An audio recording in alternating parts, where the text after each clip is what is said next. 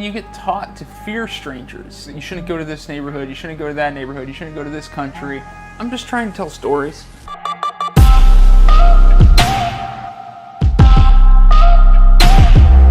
Everywhere I go, my interpreter says, I don't know if your work's gonna work here. Walking around the Middle East, it's just this wonderful, it's this mix of just like, come here, drink tea with me, you know? And then occasionally the person that's glancing at you like very angrily from like around the corner. It's like, I can barely work because everybody is trying to force me to have tea with them. Yeah. You know what I mean? We met a few years ago, I think it was 2015. We met the speaker's dinner in Dubai. Probably one of the first two things that I asked you was, how is it possible that you can interview somebody for half an hour and just get these sort of really intimate, have them, you know, in some ways pour their heart out and stuff like that. How do you sense like there's a story there? I mean, your story is crazy, and I don't even want to talk about it because we're going to start crying.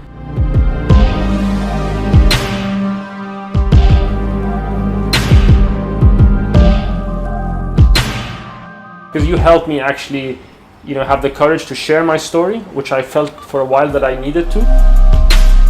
Finding a story in your life is not hard. But the other ones, you know, it's kind of like a discovery process. I just happened to be walking in the street where my grandmother's building is there. You were like, boom, this guy. And I was like, so this is the man that works in the building. So we sat with him for an hour and probably learned more about him than I would ever have. I've probably spent a year on the road these past 4 or 5 years, so you know, it's a big part of my life. You know, I've gone to several countries, you know, places that it's not easy to be a solitary young American male with a camera going around stopping people, asking them questions. I think I kind of take pride in you know, going to different cities and not showing the obvious thing that everyone else photographs. So I decided I was not going to do any interviews by the pyramids. My mandate is just talk to people, learn their stories.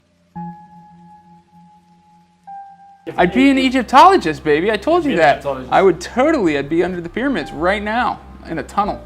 Yeah. Nice. I told you I could seriously see myself enjoying that. All right. Thanks, man. Great talk.